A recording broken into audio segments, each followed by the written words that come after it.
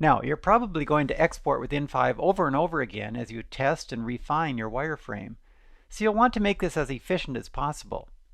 I'd suggest you assign a keyboard shortcut to in5's export. To do this, choose Keyboard Shortcuts from the Edit menu.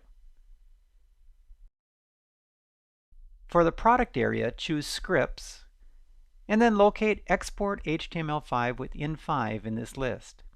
Click in the New Shortcut field and press the keys for your desired shortcut. I'm on a Mac, so I'm going to choose Option-Shift-E.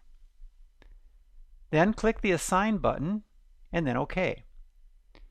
Now, when you press the shortcut you chose, the Export HTML5 with in5 dialog should appear.